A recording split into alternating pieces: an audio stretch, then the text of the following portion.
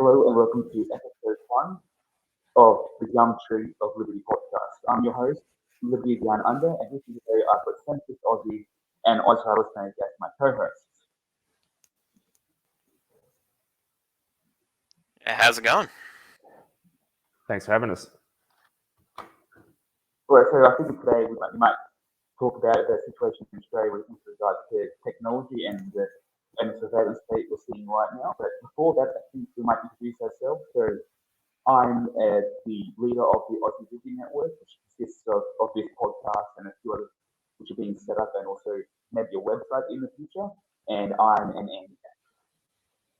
Want to go next, AusRattleSnake? Yeah, so I guess I'm pretty new to libertarianism in general.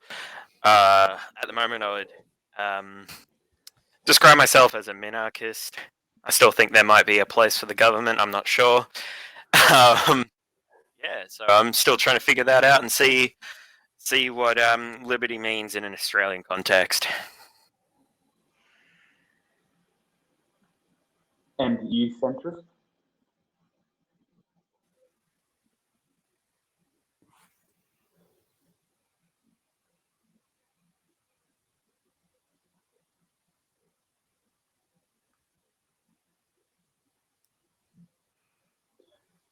I think we've lost him again. No, I'm here. It just sort of dropped out. Sorry, guys. So I'm a centrist. Basically, I have views on nearly every single side of the political spectrum, except for maybe authoritarianism. I'm pretty liberty-minded on a lot of things. I've got some policies from the left that I'm pretty passionate about, and then also there's some policies from the right that I think are really important when it comes to economics. So yeah, basically I don't really have a political home. I just sort of flop between all of the different options, depending on what issue it is and what suits me at that time. Well, I think that's like most libertarians, at least on social issues. So I'm basically the radical group here. So we've got an ANCAP, a minarchist, and a centrist, so a big variety.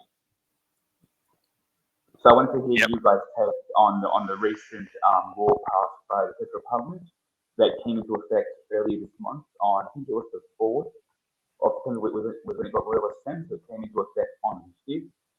The identifying shop deals. What did you guys think about that when you first heard about it? So context for everyone else, it's just been passed by the Australian government with almost unanimous support from both sides, Labor and Liberal, and the minor parties. The general idea of it is that it gives the police the authority to get a data destruction warrant from a magistrate or another judge, and then they can use that to edit, alter, copy, or delete your data on your computer or your phone, whatever else. Although there does need to be a warrant, I think the big concern that I have right now is the fact that we've seen with the FISA courts and PRISM in America, that warrants aren't really much of an issue to get from the government. But it's the government supporting the government, so they're always going to grant the warrants. So I think that's my biggest concern with that one right now. Yeah. Yeah, I was going to ask about warrants. Is like, when it comes to getting a warrant, it's pretty easy for the police to just go, "Hey, government, we want a warrant," and the government's just like, "Yeah, here's a warrant," right? Yeah, so for context for those who don't know, I am currently studying law at university, so I'm all over this stuff. And yes, as far as I know, the warrants are pretty easy to be granted in this context. Especially the wording of the legislation is that there must be a reasonable suspicion that the data is likely to be used in committing a federal crime. So it's very, very vague and loose. We don't have any legislation at the front what reasonable or likely to be means. That's generally the courts decide on a case by case basis on the facts of the case. So it's very difficult to tell, when there'll be a warrant granted or not. It just depends. But of course, you can look at other cases and you can look at general guidelines, but it's often difficult to work out what's going to happen if it's a question based on the facts of the case, which this is. Yeah, so it basically just gives us a paper trail, and that's about it. Yes, that's really what it is. Yeah. Yeah. Yeah, so I was looking through the bill, and I'm no lawyer or anything, but there was one part that I came across when I was looking through the bill that got me a bit worried, and it was where they can edit, add, delete, or copy data.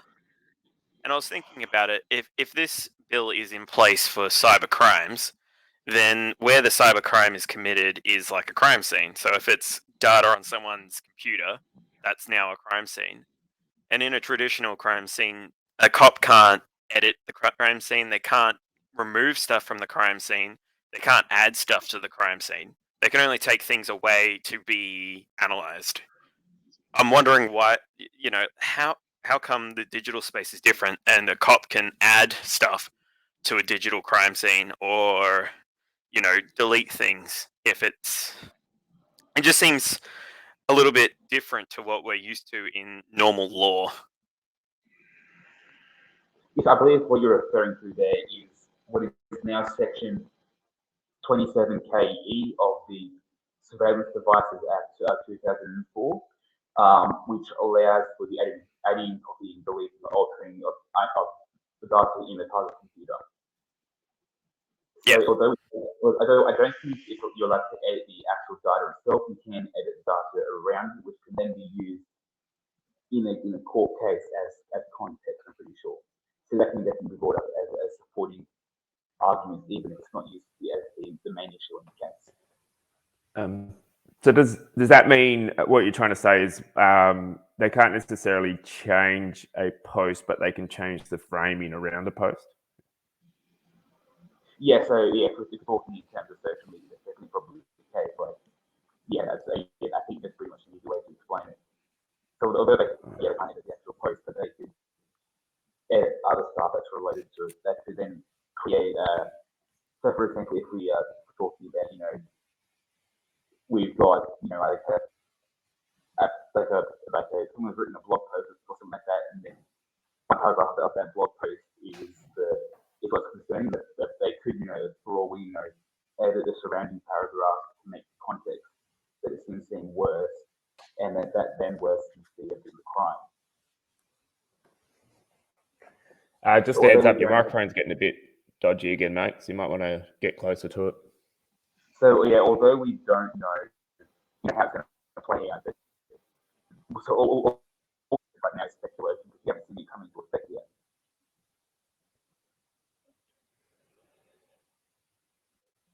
Yeah, sorry, I didn't quite catch that. I think your mic keeps cutting out. Yes, my mic just cut out. Yeah, I've just fixed it. Yeah. So there first time. Yeah. It's a steep learning curve. I'm currently recording. That's all right. Recording in between you. I'm recording in between uni lectures right now beside an air duct in a small room, so it's very echoey in here right now. But yeah, what I was saying was that it's very much speculations as to what it means right now because we don't have anything to work off of. But so this is all just guessing right now. Yeah, because there's no cases yet. There's no sort of what do you call it when there's a historic case? Precedent. That's the one. Yeah, there's no precedent yet, is there? No, not as far as I'm aware of. Yeah. And the cops, as far as we are aware, haven't used this yet. To be also fair, I believe that it's the feds as well, not just your normal beat cops. It's the feds, correct? Yes, it's the Australian Federal Police, and I think someone else. I think it's the second organisation that gets access to it, plus any of their agents. So it's not. It doesn't deal with state laws like murder and whatnot. It's federal laws, so like treason, for example, and terrorism and that sort of stuff. Yeah. So that's what it relates to more. Well, yeah. It's more along those terrorism lines. is a loose term these days.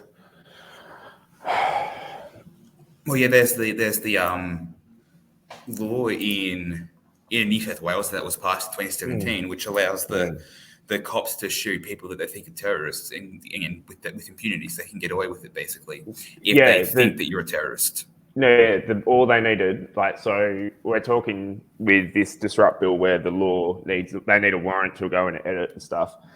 according to the article that I was sharing around, in 2017, the law that got put through for the kill the impunity law, history was based on the Link Cafe siege that we had.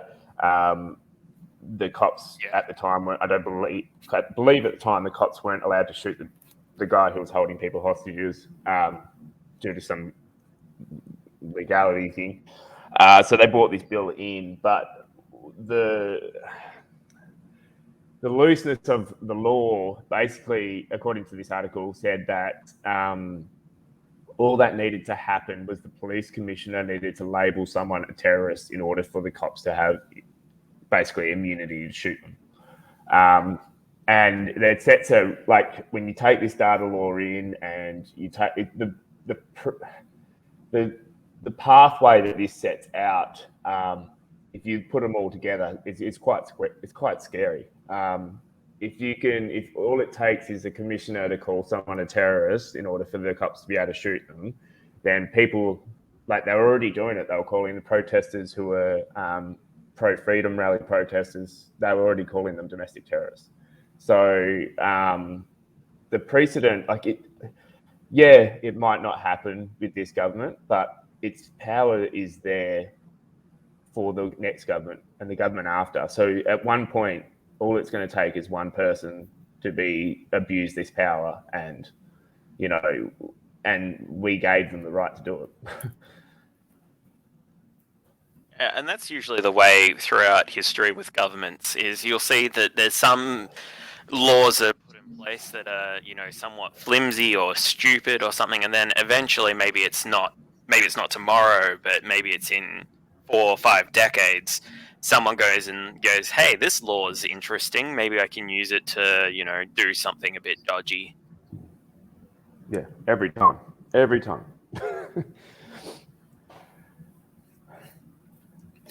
Yeah, I completely agree. Like, we've got these camps being built right now for quarantining. We've got 2 in Queensland, 1 in Victoria, and although they're being built for COVID now, who knows what they're going to be used for in the future? They're already talking about using one of those camps for natural disaster relief. So, like, just building stuff like this, even if it's got good intentions right now, you never know what it's going to be used for in the future.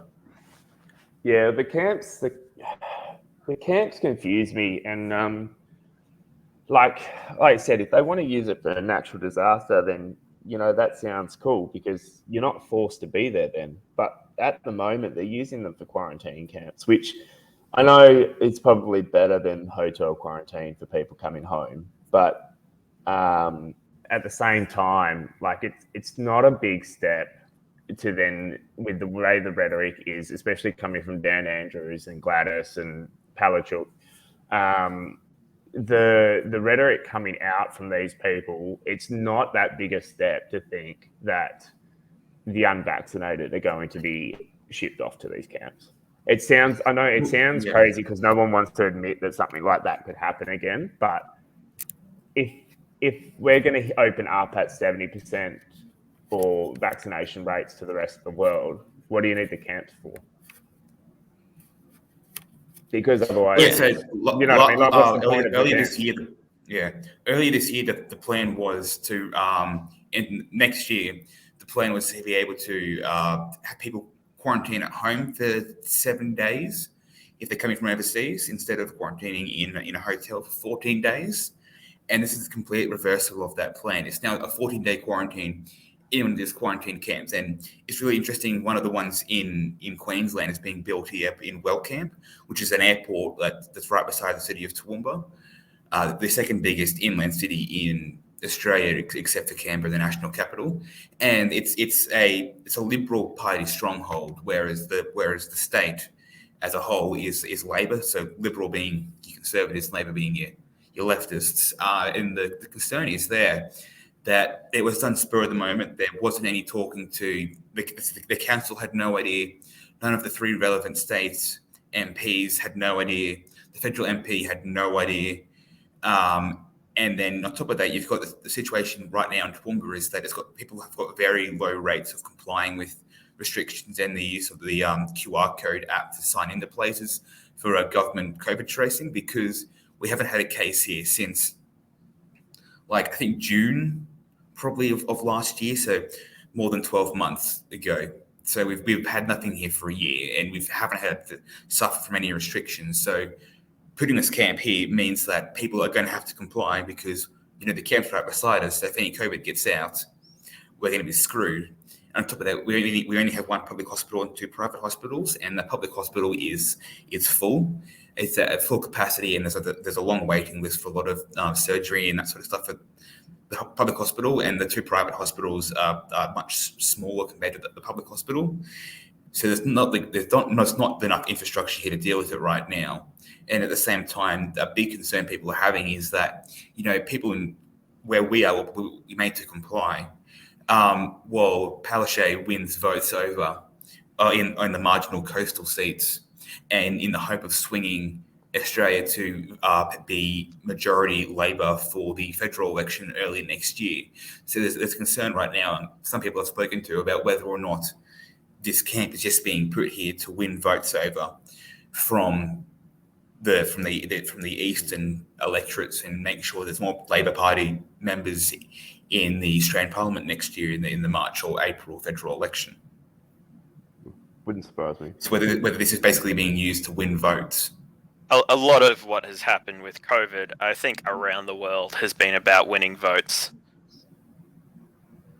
In general, 100%. Yeah, I know it is a virus. It is real. I think we'll just put that out there because, you know, people claim conspiracy and all that, but it is a virus with a very low mortality rate in concern of like all viruses that have ever existed.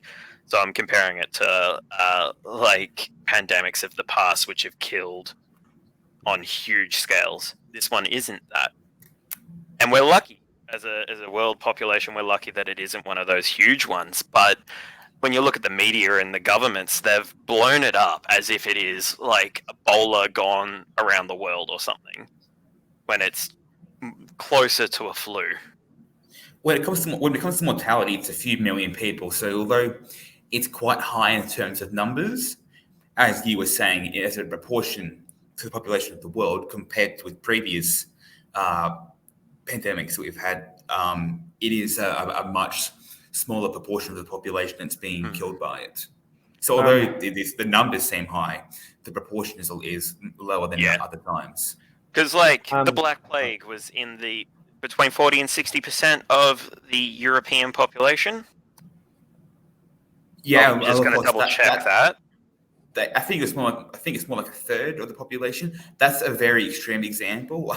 I have seen people use that in the past as an example with relation to COVID, and I think that's probably not the best comparison because it's a very, very different time. It is a different time. You know, to bring this back to the technology side of things, which we were talking about, it's what's really surprised me with this pandemic is not necessarily how people have reacted to what we didn't know at the start, is that government bodies around the world, scientific bodies around the world, have not been able to collect data accurately, properly through the whole thing. So I don't know if you guys saw, I believe it was CNN did release the article the other week where they said that in America they had underreported the number of cases, and they had basically doubled the number of cases. So they said, we had this many, but it's actually double that. And I'm going, how as a government body or as a scientific body make good analysis of the data if the data's dirty? New South Wales here did the same thing. They made the announcement that they came out and said that, oh no, we were recording deaths of COVID when they were actually with COVID because sometimes it's they just got it when they die. And I'm like, well, that's important data. Like that's really sloppy. And to be honest, people should get fired over that sort of stuff, because if you were doing that with Ebola or one of these other things and it was costing people's lives, like people would want heads to roll. Sorry, was CNN saying half as many cases or twice as many cases? So twice as many cases. So they were doubling the number of cases. I'll find the article again. Whereas It, whereas Gladys was saying it was less deaths than it was actually reported. No, so what was happening with Gladys? Yeah, they were saying that what they were doing was they were reporting COVID deaths. So I'll go back. Sorry. So the CNN part, the article part, was like they had underreported the number of cases they had, which means if they've underreported that by half, meaning there's actually double the number of cases than what they said they had, how accurate is their 600,000 people died from COVID? Yeah. Do you know what I mean? Like, if they can't record the number of cases accurately, how are we recording the number of deaths accurately? So, for example, if 1,000 people got COVID, and that's what the data says, and then 20 of those 1,000 die, then you've got a 2% mortality rate. Whereas if it's 2,000 people that actually got it, and 20 people died, then it's a 1% mortality rate. And that's important information. Yes. And what was happening in New South Wales is that Gladys and that came out and said that what they had been doing is reporting. They've changed the way they are announcing their COVID deaths now as people dying with COVID. And in the press conference, the guy, I can't remember which one it was because it wasn't Hazard, it was the other guy, said that sometimes people are dying and it's from something else and not the COVID. They just happen to have COVID. And I'm going, in my mind, that is really vital information that is really important that we get out and go through, because if we're attributing deaths to COVID that aren't from COVID, then we can't make proper policy decisions based on dirty data. It's really unscientific, and that bothers me a lot. As like I've done a bit of science in my time, it's the ability to just ignore the fact that you're not working with a clean data set really, really bothers me. And it should bother more people. Yeah, the youngest ever death of COVID in Australia was a recent. Was it? Yeah, it was a recent New South Wales death. I think it was a few weeks ago, and the boy died of meningitis, not COVID. Which he had before COVID at the same time. Yeah. Yes. Yeah. Yeah. Yeah. See, we've seen this a lot. Yeah. There's a massive difference between the word with and from. Yeah. When it comes to what people die because of. And I know that there have been cases where they've said someone has died from COVID when it turned out that they died in a hospital bed because of a heart attack. And it turned out that they also had COVID at the same time. And I think it's important to also collect that data so that we can tell, okay, maybe COVID makes these other things worse. Maybe COVID makes other sicknesses and illnesses worse, and we need to know that so that we can treat people with those illnesses better. Well, I get the point. Like they were saying, these people were dying. They died from COVID because they had other complications. So, for example, if you had an autoimmune disease, autoimmune system problems, and then you got COVID would be worse for them than it would be for other people. So I guess it makes sense in that context. But it's where do you draw that line as to where the problem is. So, for example, you could argue that it's acceptable to say that someone who died from an autoimmune disease when they had COVID could be counted as a COVID death. But on the other hand, the boy who died from meningitis, when he had that before he got COVID, that's not a COVID death. In my books, at least. Yeah, and that clarity is what we need. And again, if this brings us back to the technology discussion with where we're going, with the passports and everything, how can we trust the government to run a passport system, vaccination system, when they can't even accurately record data? Do you know what I mean? And this isn't the first time they've screwed this up. They did this with the MyGov My Health Pass rollout back was it 2018, I think it was, and a lot of that got screwed up. And it was what's really funny about that is watching people who are on the left who were so adamant against it because they thought the Liberal government was going to, or the right-wing government was going to abuse it and give it to the insurance companies, and everyone was all against it. And then all of a sudden, now they're cheering on vaccine passports and all this stuff. And I just shake my head going, how did you flip so quickly to trusting the government to run a passport system when you don't trust them to run the normal health system? So,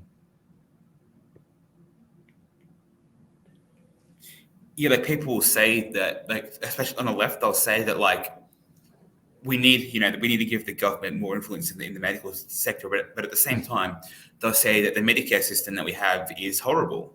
And it's the same in the UK with the NHS. People complain about the NHS being so bad, and then their response is because the government-run program is so bad. What we need to have more government.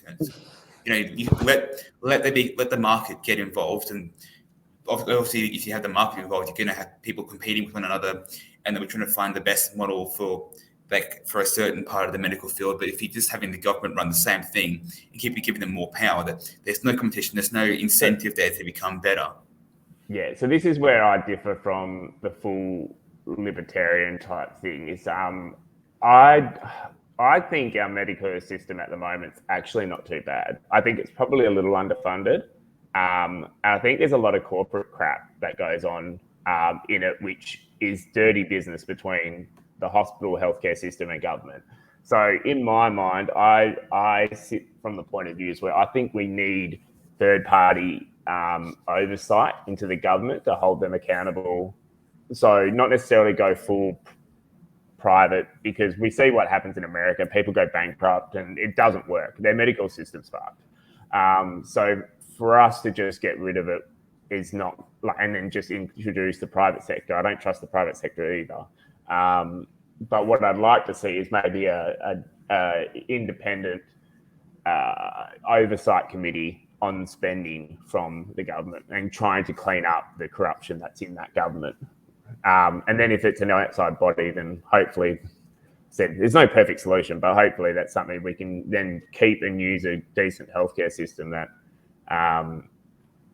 that then can be held more accountable for wastage and things like that. Yeah. Yeah, from what I can tell, there's a lot of like administrative costs and like middlemen. There's a lot of those sorts of people that benefit off of our tax dollars in our healthcare system that don't necessarily end up going towards healthcare, which is a big issue in Australia because we currently have a health system that can't deal with a few extra, people getting sick a year. Yeah. Like we're talking about after 70% of the population is vaccinated, there's still going to be roughly 3,000 COVID deaths a year, even if we reach 70% vaccination rates. And people are saying that that's going to overwhelm our health system and we have to get 100%, including children, vaccinated. But because if we have too many deaths, it's going to overwhelm our health system. And I'm like, if we can't handle a few thousand extra cases, a few thousand extra patients a year, then there's something wrong with our health system. Well, I know you were saying, Centrist, in the group chat on Twitter that I think what was it? Mark McGowan, your premier, is going for 90% vaccinated now before he opens up. Am I correct with that? Yeah. So this has been. So I'll put where I stood. Not in the last election, the election before I voted Mark McGowan. I've been relatively on the Labor side over as I come through. Like I used to call myself centre left, and I used to vote pretty much the Labor and Independents, depending on who I felt was representing us best at the time. But over the last probably 18 months, I've just been woken up to how inept Labor are as much as what the Liberals are, in my mind anyway.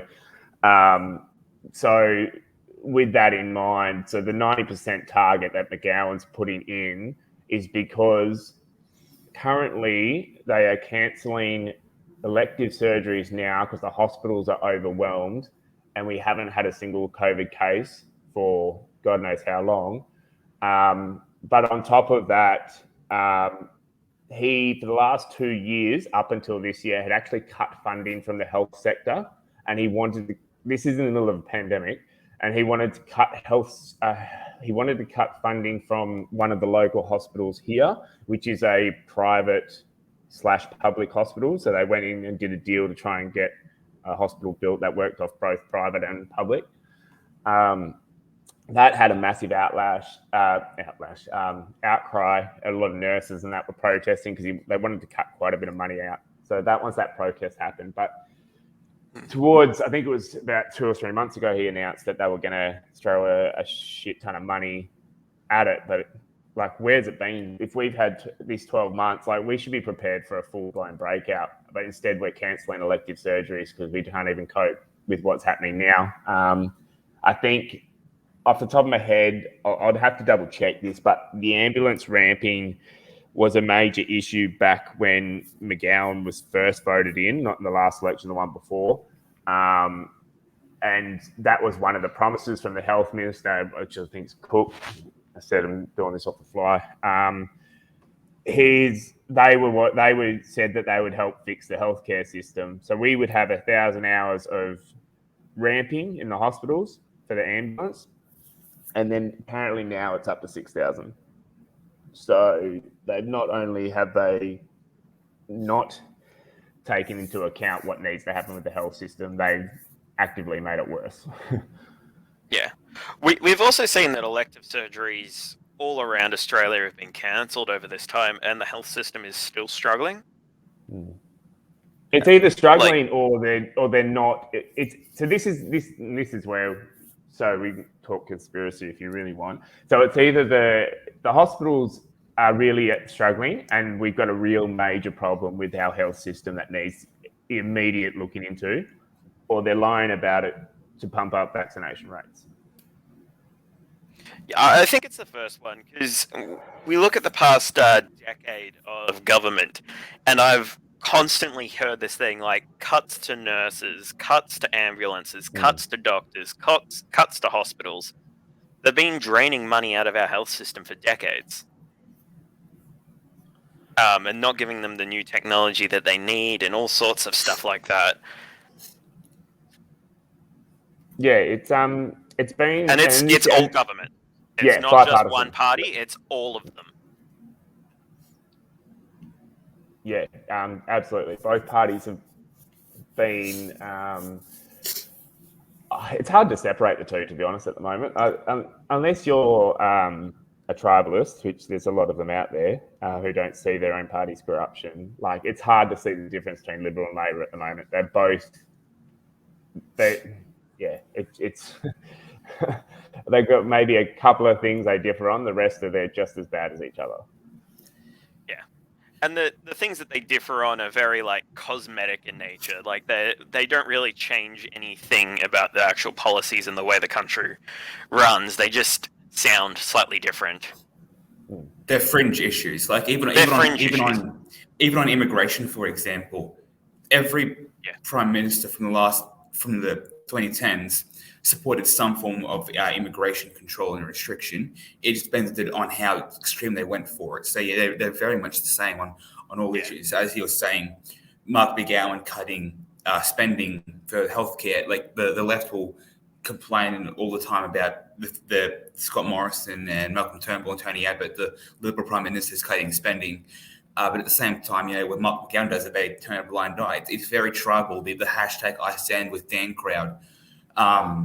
Which is basically our version of a Trump cult. It's fucking sick. They won't let anyone criticize their great leader. It's here too. They call in a good way. They call Mark McGowan state daddy. It's disgusting. They were doing photos where they'd put his head on a firefighter's body. Like one of those firefighters posing for a calendar, and it's just mate. The fantasism for these guys is just insane. Govern me harder, daddy. But that's the thing. I'm really concerned about this in Australia, especially, but also on a global scale. This idea that we have to sort of revere our politicians as these cult leaders or something, and everything they say is true and correct and the only way forward. It's not right. Politicians, especially in a democracy, are supposed to be, criticized. They're supposed to be, like, if you're not criticized by the people that support you, then you're just going to do whatever the heck you want. And we're seeing that now with the border controls. And like, Yeah. I, in the last election, voted for Dan Andrews because I was not really sure who to vote for at that point. But I've always criticized the guy. I've always said, you know, this thing could be done better. This thing is wrong. You shouldn't do that. And I've been criticizing him a heck of a ton more with his way of dealing with COVID. Yeah. Well, I think back to the point you were saying about the two parties being so similar. We've got the report issued by the Parliamentary Standing Committee on Social Policy and Legal Affairs, which looked at domestic violence and family violence and sexual assault, and that was handed down at the end of March. Which, interestingly, it was a bipartisan committee, so both Labor and Liberal supported this. And interestingly, you've got Recommendation 30, which is basically using 100 points of ID to get to your social media. You've got to give that to the government, to you or the provider or whoever it is, to use social media, and then the provider gives it to the government if the government requests it. And then the government is also willing to look at giving law enforcement access to platforms and encrypted data through warrants again. So it's very much this idea that both sides are screwing us over. Yeah, and there has been a big push over the past decade with surveillance state stuff. And this is another one of those in particular issues. The 100 points of ID sounds rather ridiculous for, you know, I've got to sign up for Facebook, so I've got to tell the government I want a Facebook account. Here's my driver's license, here's my birth certificate. Now I can have a Facebook account. Yeah, so for those who aren't Australian who are listening, the system is basically you got to present a driver's license is I think 60 points, and a passport could be 30 or 40 points. You got to present different. Yeah, ID, it's usually 3 ID to reach 100 points. Yeah, usually it is 3. Usually it's a license, a passport, or a birth certificate, and then something like a gas bill. Or Medicare or something like that. Yeah, something like that. There's a list of 10, 20 things that you can use. Or you can get a police check or something like that if you can't make up the points. There's all sorts of things. But it's usually reserved for getting a phone, I think. That's what we use it for in Australia at the moment.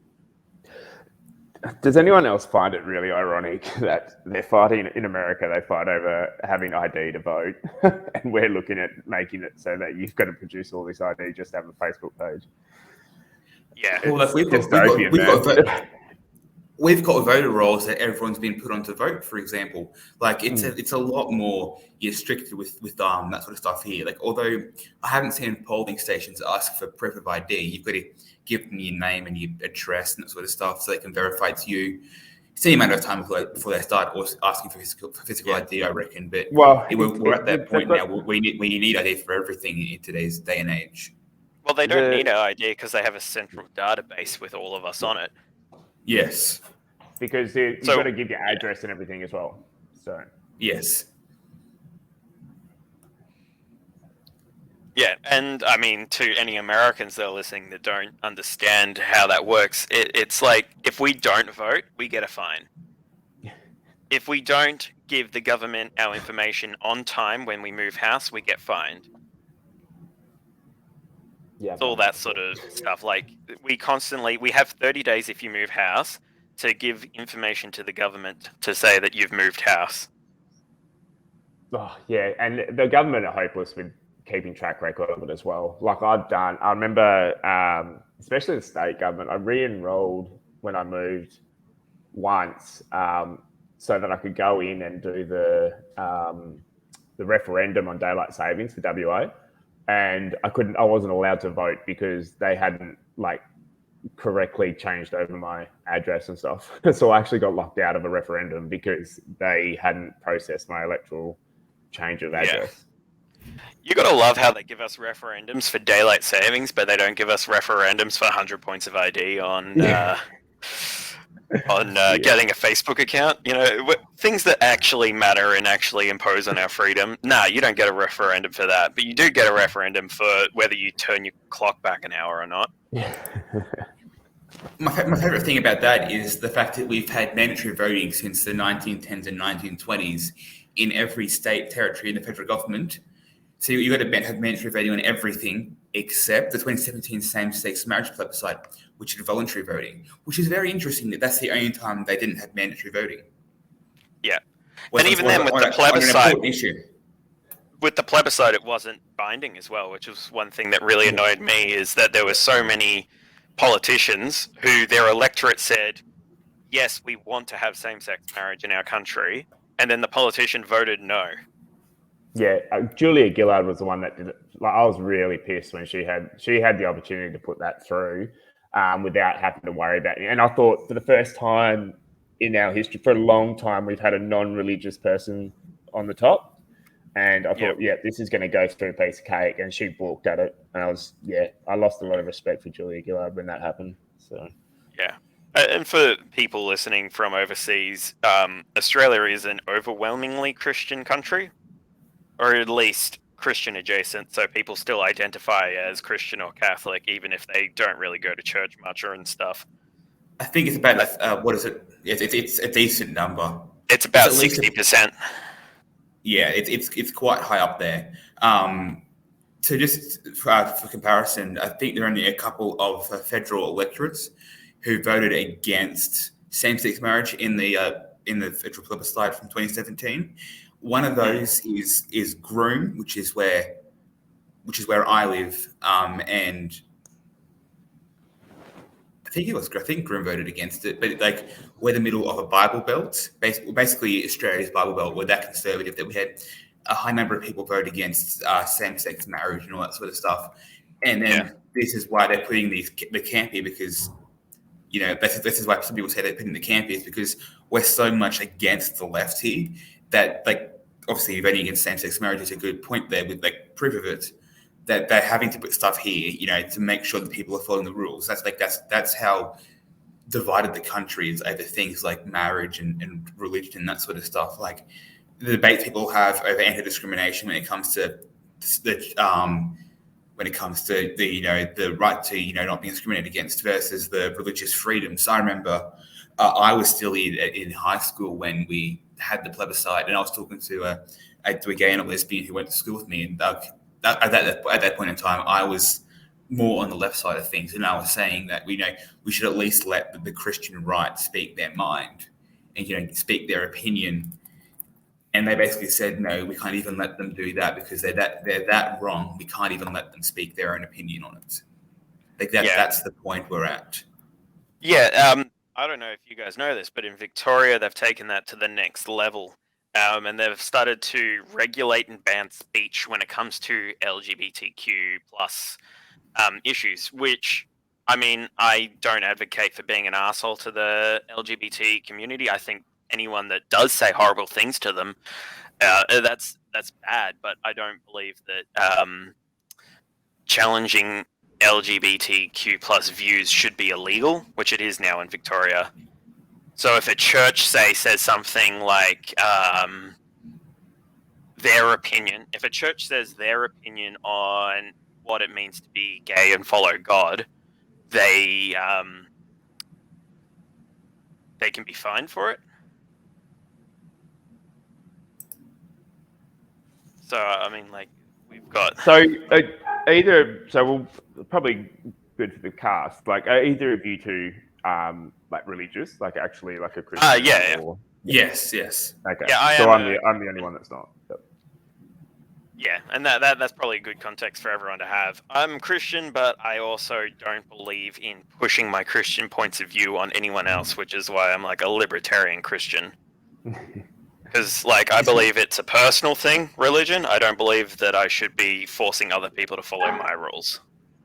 There's a very old podcast I did back, I think it's April or May, on a small YouTube channel where I actually was brought on to talk about libertarianism and Christianity. And yeah, the idea that you shouldn't be forcing morality on certain people, like just a slight tangent to faith, the idea that, love is freely given.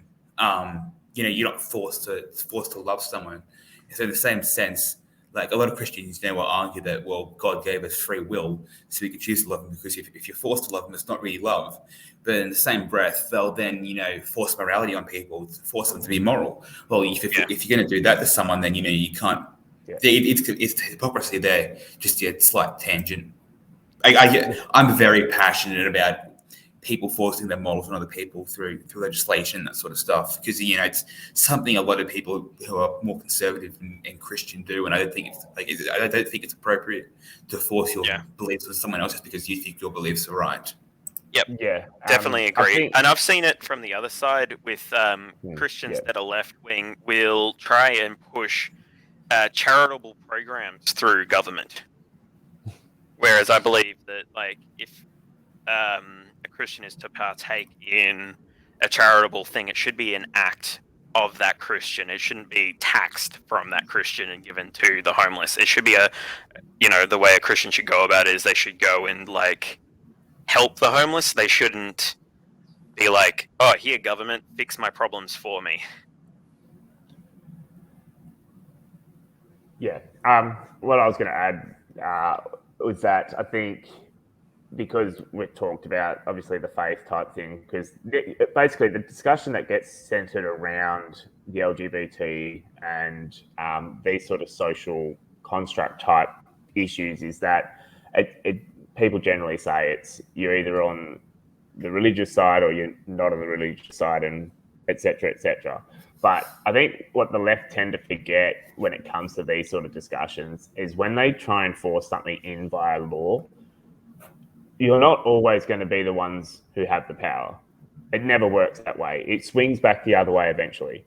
So whatever you allow to be put in, say, hate speech laws, or whatever, if you would then when the time comes that a Christian conservative government, like a stronger one than the one that we've got now, takes in, and you use terms that are bad on them, it's going to come back and bite you in the ass.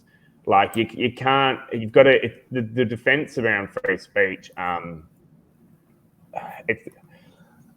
think it's Jimmy Dore he quoted it. I can't remember who the quote goes to, but you've got to defend the speech that you don't like in order to. Oh, I butchered that up big time. It's not defending free speech if you agree with it. It's defending free speech when you don't agree with it, I think, is what the basic essence of it. So you've got to be careful what you want to try and ban and stop from people from saying, because it'll come around and someone else will use it on you, and then all of a sudden you're the one that's getting locked up for saying a Christian was a bad person.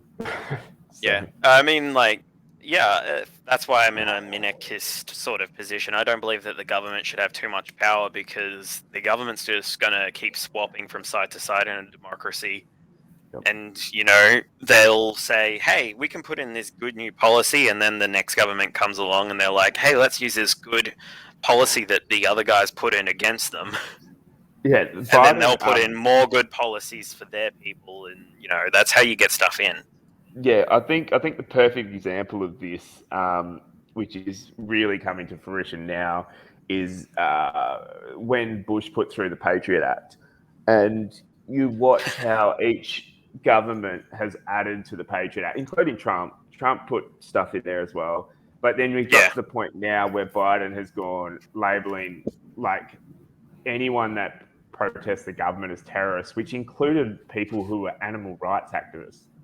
It included both sides of pro-choice or pro-life activists. I know. As well. So basically, he's just both sides that whole law has now been opened up to whoever we want. It's basically what it says. Is whoever we don't like at the time, you're going to get done. So that's a really bad precedent to set, because when it swings back round, which it does, it always swings back round. And when someone's going to take advantage of that law and just do some really god-awful stuff.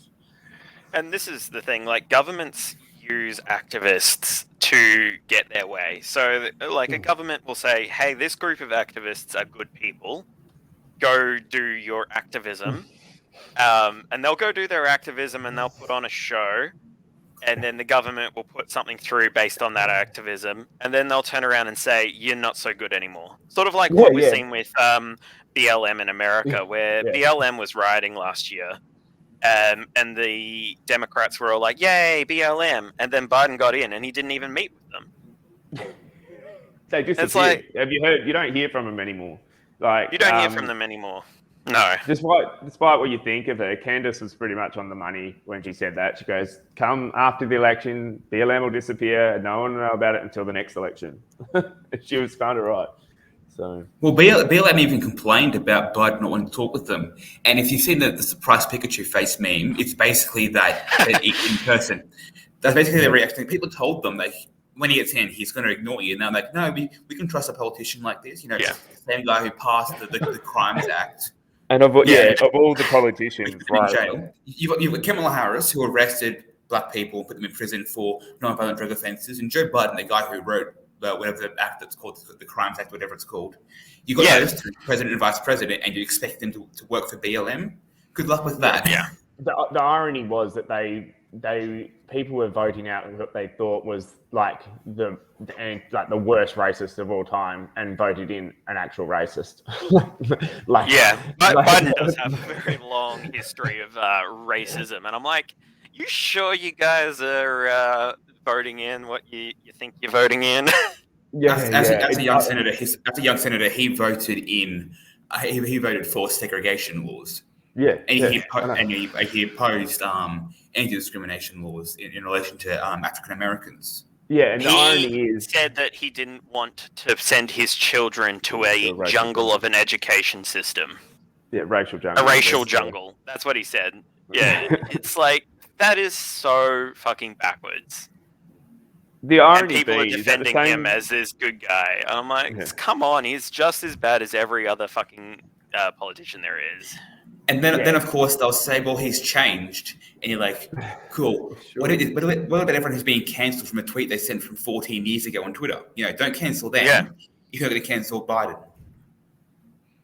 Yeah, so I was trying to get in before. The irony being is at the same time as Biden was doing all those sort of comments where you just like squirm, because I think that was back in the 80s, was it?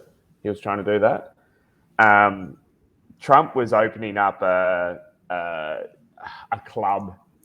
I believe it was in New York, and because it was a big news story at the time, because what he had done was he actually advocated and made sure that people who were Jewish and black could not be sent. Like, they had to be accepted into the club. You can't just turn them away.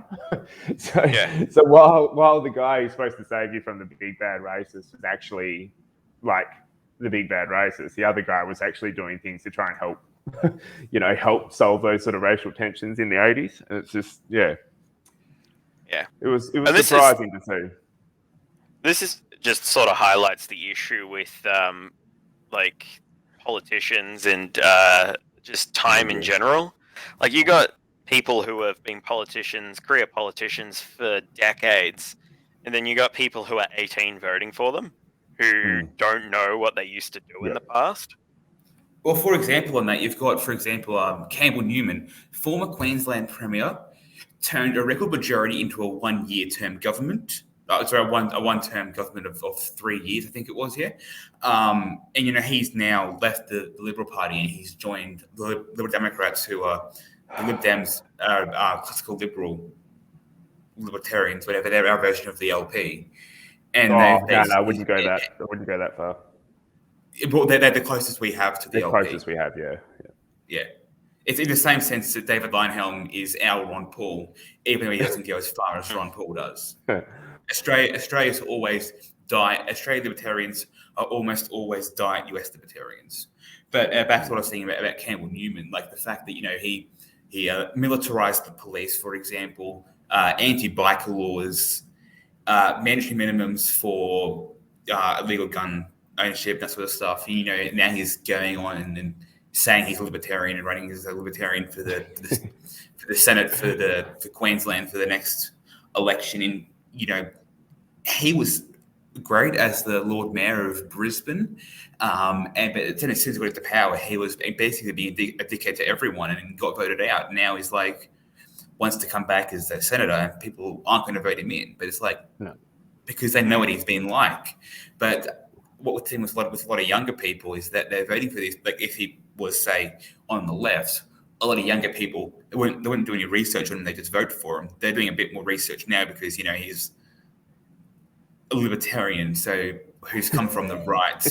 So a lot of people either they'll try and find out who he is, or they'll vote against him automatically because he comes from the Liberal Party. But if he was on the left, people would be voting him in without bothering to read up on his history, for example. So yeah, again, like with Trump used to be a Democrat, but because he joined the Republican Party, he got voted in. So people don't care about their history and their politics; they just care about what party they go to. Or what party they represent, basically. Tribalism. Yeah. And that's the thing with politics is the people don't care how the sausage is being made. They just care that they're seen as a good person and vote for the right person to be accepted by their tribe. Yeah. It's happening here too with I remember saying to you guys in the chat, like the moment I heard Craig Kelly was going to United Palmer or whatever his name is, I said to you, like, that's it, he's done. He won't go because no one you've basically wiped off any votes from West Australia because everyone hates and Queensland and Queensland.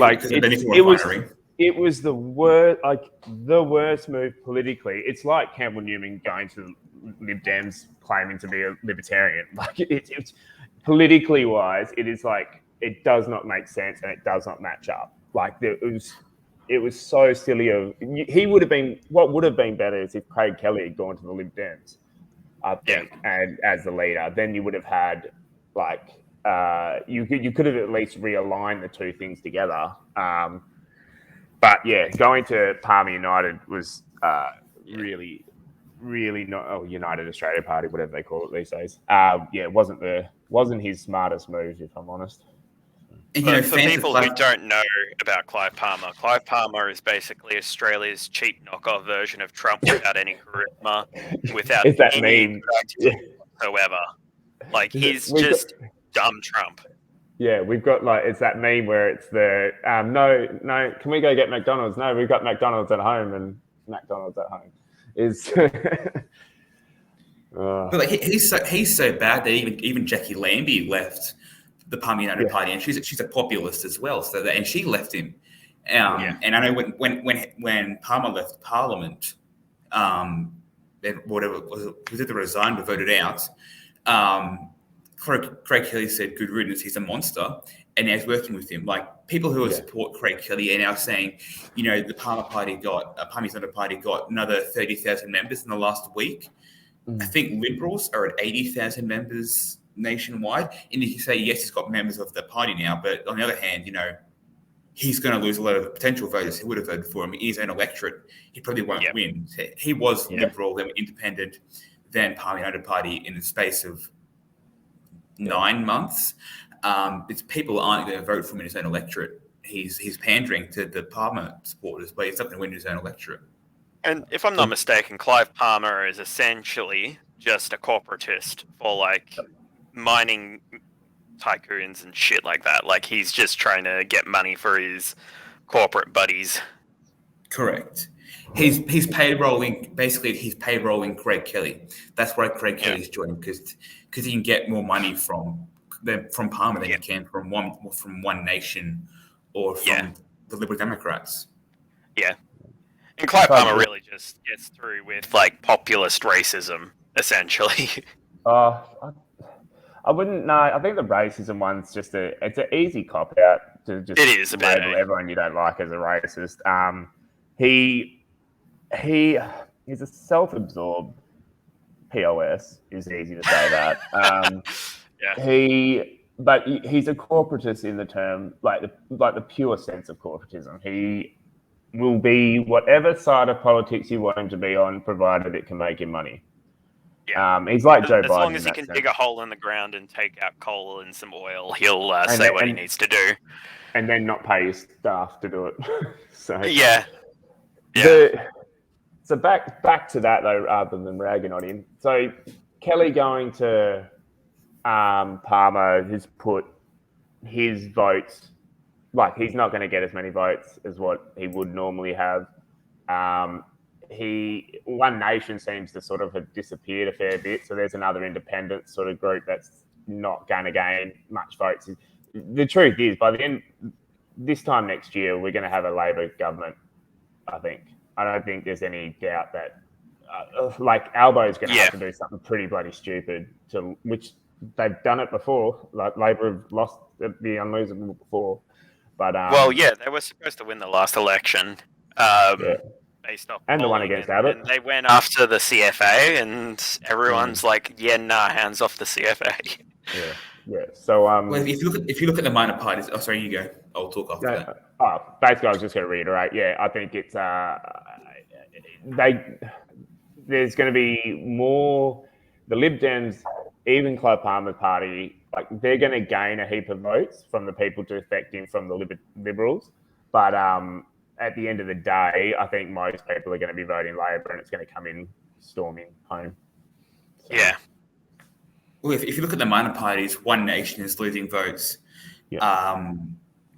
Shooters, Farmers and Fishers is splitting the Libertarian vote with Lib Dems because a lot of Libertarians or conservatives with liberty principles who are from the LNP, Liberal National Party, they've split between Farmers, Fishers and Shooters, whatever they're called. I can never remember which order they go in, and the Lib Dems. So that's splitting the strong Liberal vote. One Nation is getting smaller. The Greens are still doing quite strong. They picked up a seat in Brisbane in a state election that we've recently had. So the Greens are getting more votes, but they're basically they've been in a coalition with Labor since the Gillard government.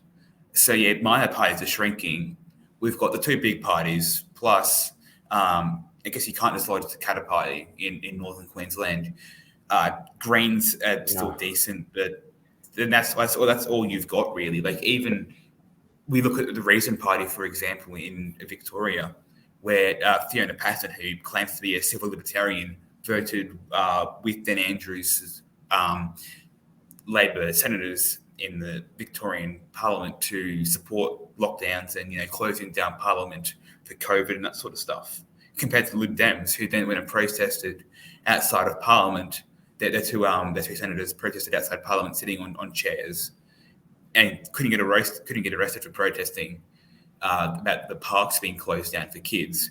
They couldn't be arrested because they were doing parliamentary duty as MPs. But then you got Fiona Patten, who's basically supporting Dan Andrews' government in a lot of stuff. Fortunately, with the iCook saga and Sludgate, she's been a bit more anti-Dan Andrews, but with regards to the lockdowns, that sort of stuff, she's been very much pro Labor, which is quite worrying because she's meant to be libertarian.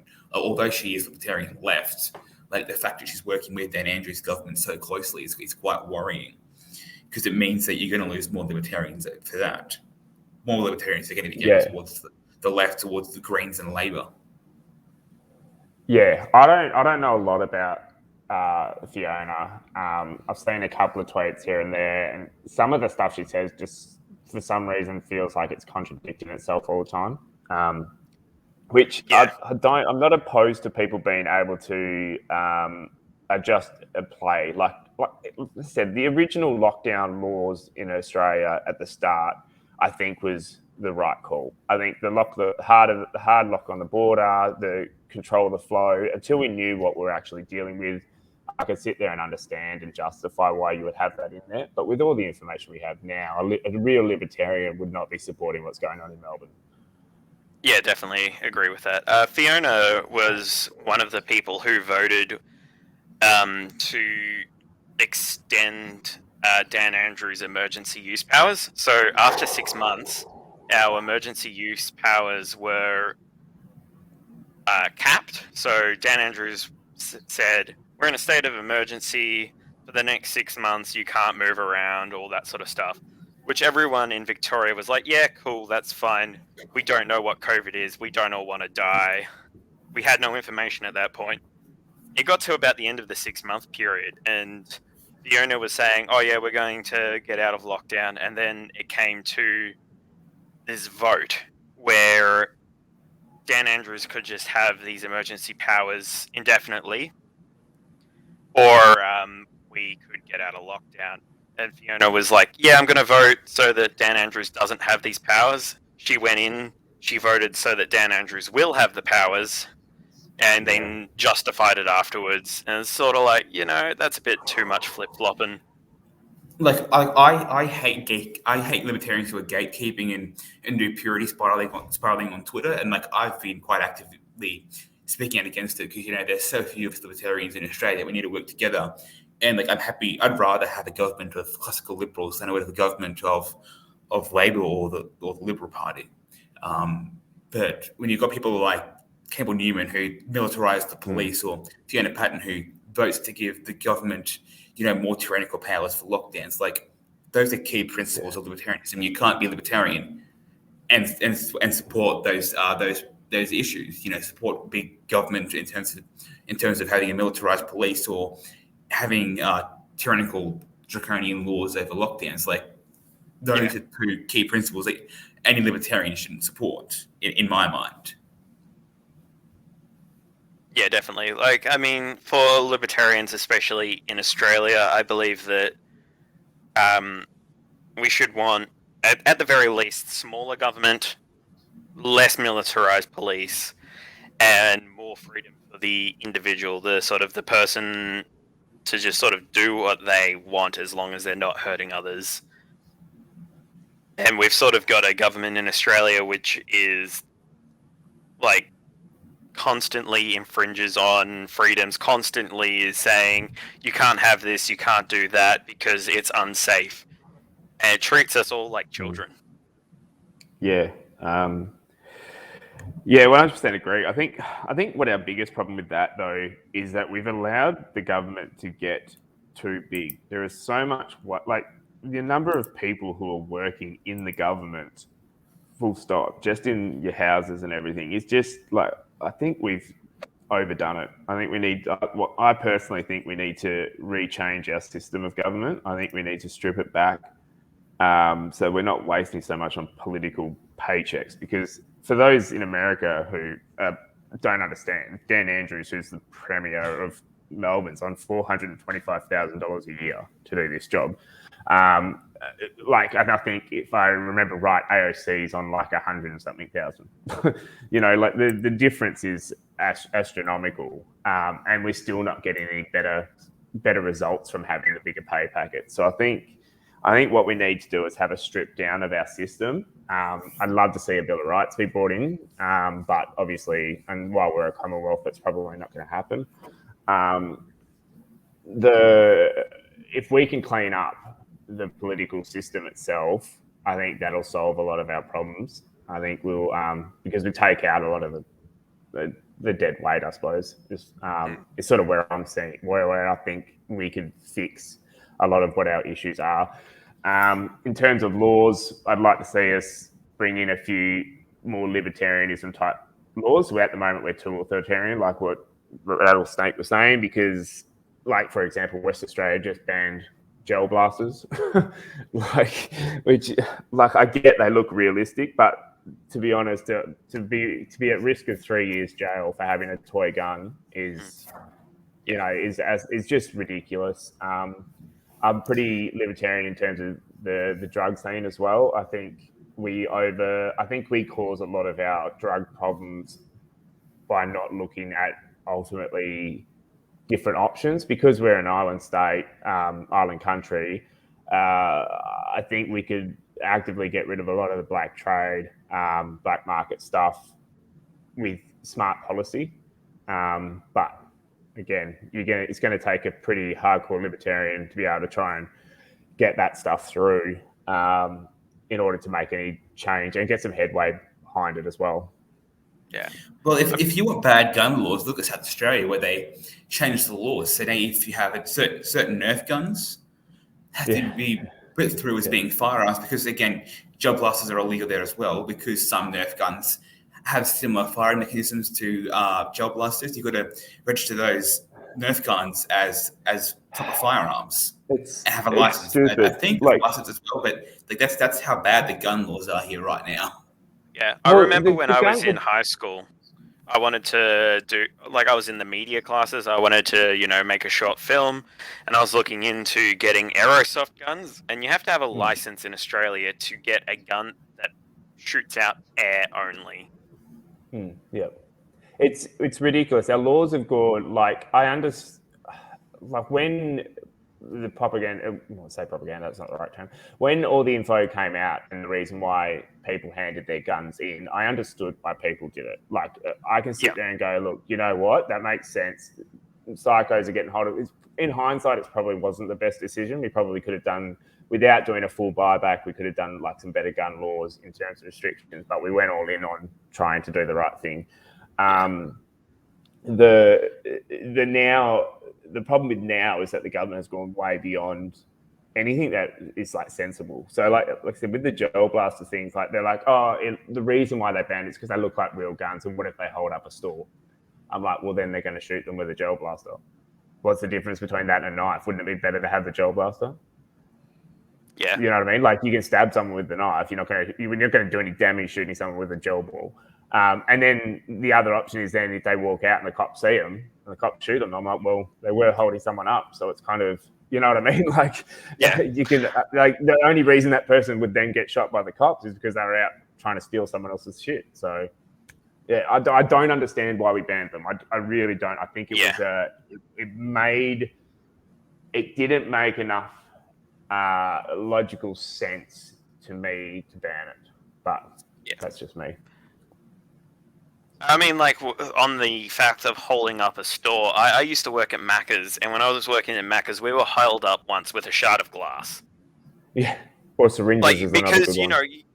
If you work in a Macca's or something, you don't want to have anyone there die, so you're going to give over the money.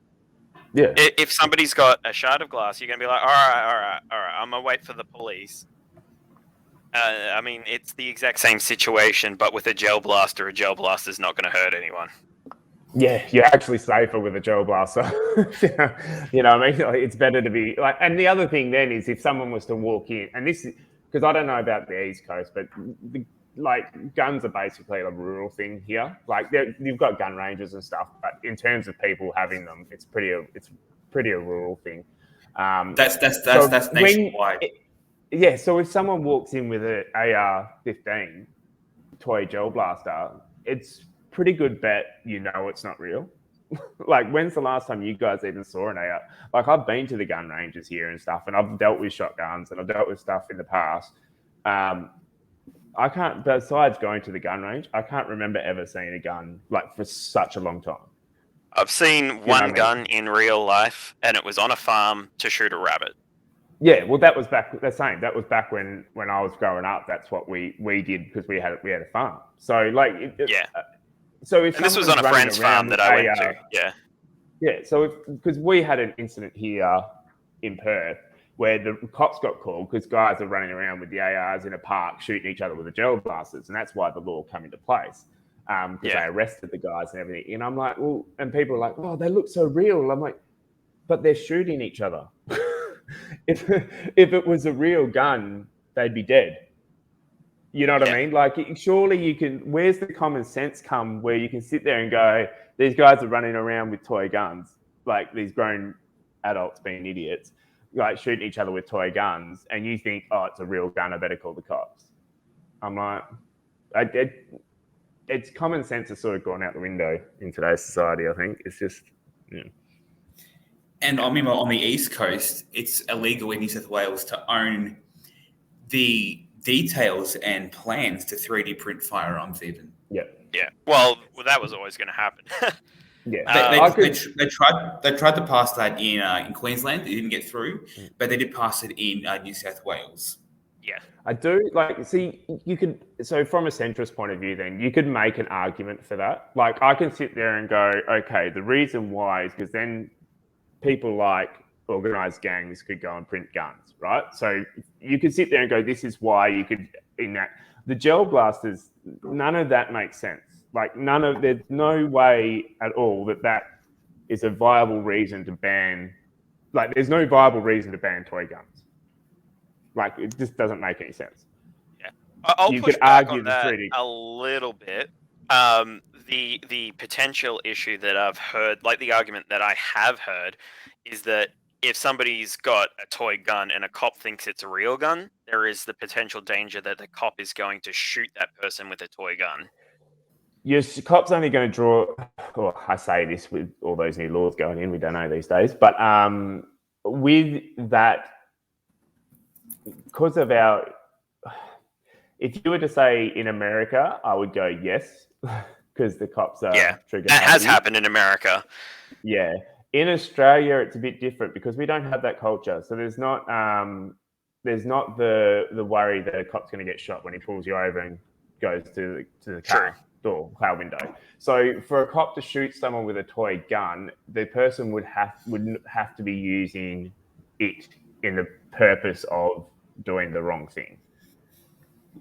Do you know what I mean? Like, because the odds for the cop to be like, they're not going to see a kid running around with a Nerf gun in a park and go, "I'm going to go shoot that kid."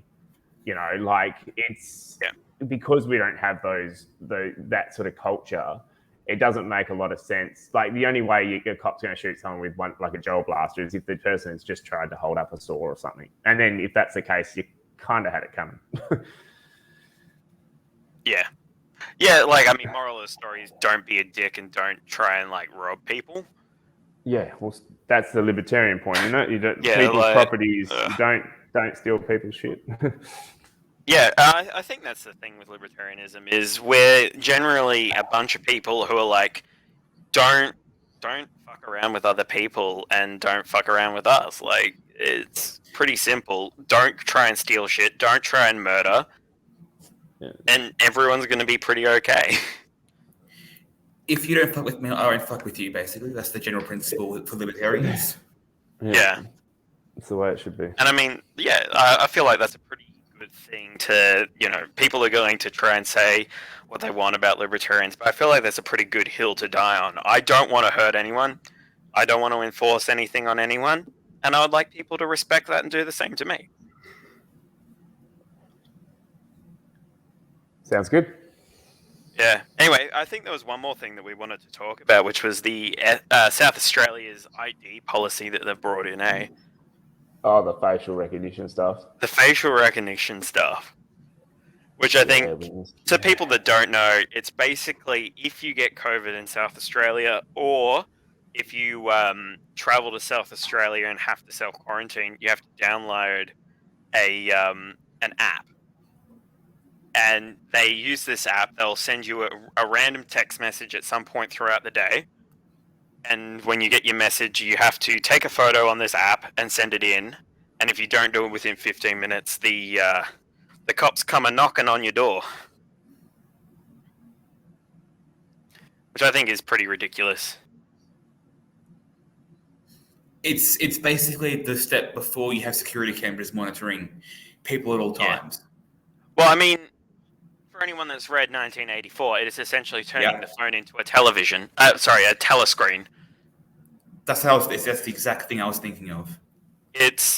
And look, people use 1984 all the time as this sort of overreaction to something the government does. I see it being used all the time, but this is one of those cases where it is actually like, okay, we're going a bit too off the deep end when people are cheering on the surveillance state and saying, oh yeah, no, it's a good thing that we should send in a photo to the government to say, hey, we're actually at home.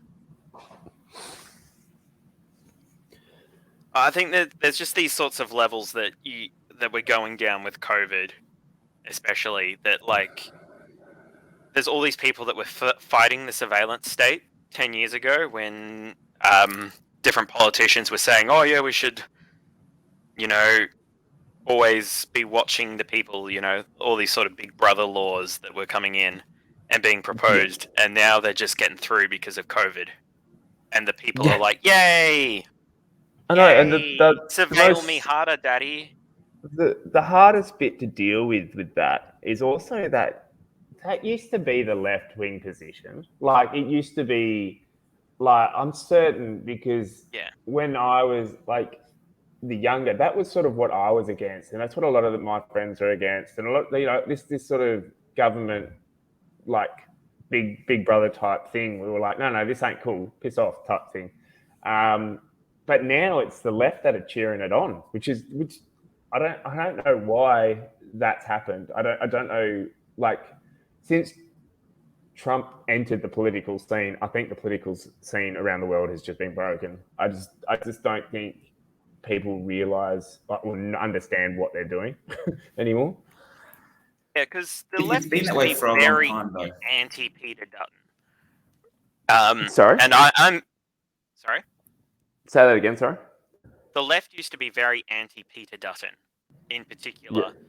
Yeah. And I'm very anti-Peter Dutton in particular. And he's always been proposing, stronger surveillance laws on the population of Australia.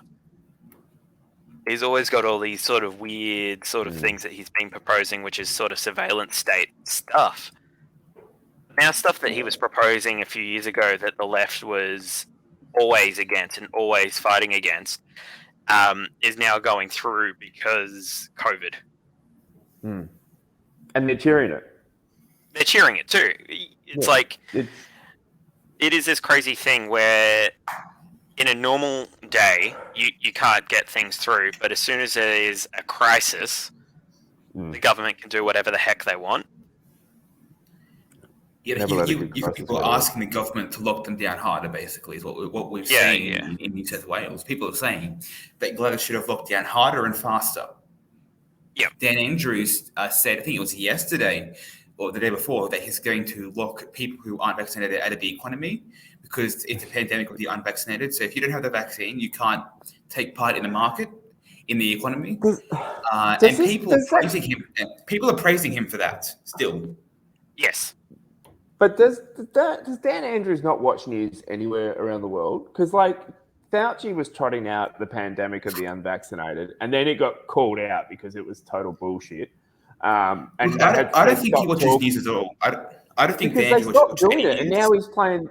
But now he's running the exact same play card as Fauci. So in a couple of weeks or whatever's time, when they try and pull this crap out, they're going to find out that it's not the unvaccinated that are having massive breakthroughs. It's going to be the vaccinated, because that's what's happened already. It's not like I'm making some stuff up. It's like, this is legit. If you watch Israel, you watch America, you watch any of the other countries that sort of who have done a lot more than what we have, because we had that 12-month buffer zone. But our politicians seem to think Australians don't know the rest of the world exists. They think we don't follow any of the other news. Yeah. And it's not to be anti-vax or anything, because personally, I am booked in. I'm going to get my own vaccine whenever. But I think that there's this rhetoric that once the vaccines happen, everyone's going to be okay. But that's not the evidence that we're seeing around the world. No. The third, I was saying to people before when they were announcing, when we're double jabbed, everyone will be vaccinated. I'm like, no, we already know you've got to at least have the third booster. Israel's just put out their mandate in the fourth. Fauci was trying to get the FDA to put through boosters every 5 months, but they were saying, no, it'll have to be 6. There's now the COVID pill, which is, I think, twice daily. Oh, fuck yeah. I wonder what that is. If there's not a conspiracy theory in that, I don't know what to tell people. Oh, there's a conspiracy theory to everything, isn't there?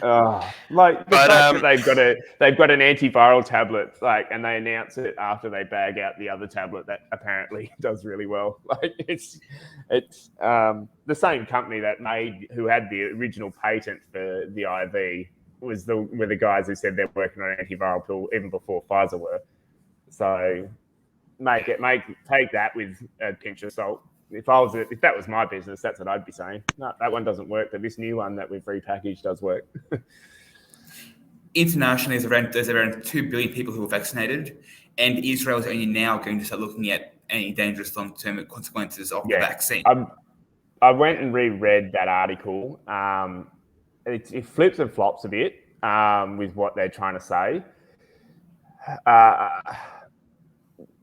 And again, this is what the problem with modern day journalism is. There's a lot of, in that article, there's a lot of scientists feel, or this, people think, and there's no this is actually what they're saying. You know what I mean? Like, what I don't want to know what they feel. I don't want to think, what did they say? Are they actually researching long-term effects on the mRNA vaccine? And if that's the case, why are we only doing it now? Yeah. I think answer the article. The article needs these journos need to start actually doing their job and fucking journalism, because it's become a joke. Yeah. Sorry, that's my rant. Anyway, it's almost an hour and a half in. Do we have any closing thoughts from anyone? Anything you want to read a ram home? Watch the media, and when you see the stories all pop up all at the same time, all the same story all the same time, that's when you know something's a bit fishy going on. That would be my closing statement. Yeah, no other sort of closing statements. I think I've said my piece with the topics we've brought up. Yeah, I'm the same. I think we've covered everything pretty well, pretty nicely. In that case, I think we'll finish up here. Thanks for tuning in and watching the show, guys. Make sure to like and subscribe on the YouTube and follow us on your podcast platform of your choice. And thanks from us. Yeah. Thank you.